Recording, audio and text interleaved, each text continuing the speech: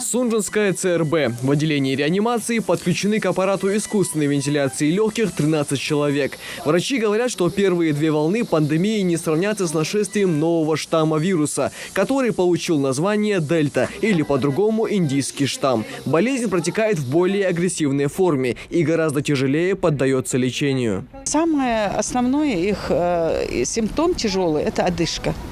Они практически поражение, идет большое поражение легких, 80, 60, 90%.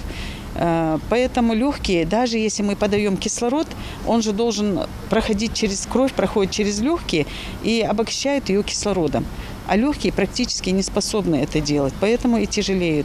Поэтому возникают тромбозы, различные другие осложнения, полиорганная недостаточность, как говорится. В стационаре на сегодняшний день 81 человек, на амбулаторном лечении 250. Такая статистика – результат халатного отношения к своему и чужому здоровью, считают врачи.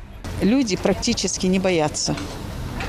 Маски заставляем одевать даже при входе в наше лечебное учреждение, можно сказать, насильно.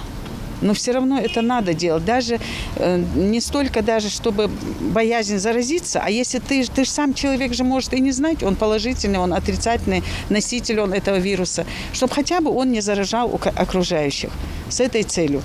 Несмотря на то, что я и переболела, и делала прививку, тем не менее, провакцинирована, я все равно ношу эту маску, потому что ее надо, пока никто ее не отменял. На сегодняшний день в мире нет единой схемы и метода лечения для борьбы с коронавирусной инфекцией. Одни препараты сменяют другие. Люди болеют по-разному, но главный враг ковида – это крепкий иммунитет. А помочь в борьбе с инфекцией, как считают медики, может только своевременная вакцинация. Каждый сам решает, какую прививку он хочет сделать. Вот «Спутник Ви», она дает антитела через 1,5 месяца в основном. Но продолжительность наличия этих антител год-полтора. Ковивак только там где-то полгода. Они тоже так через месяц появляются. Эпивак Корона тоже до года там возможно. А «Спутник Лайт» – это однократная вакцина, ее делают один раз, и антитела появляются через 2 недели.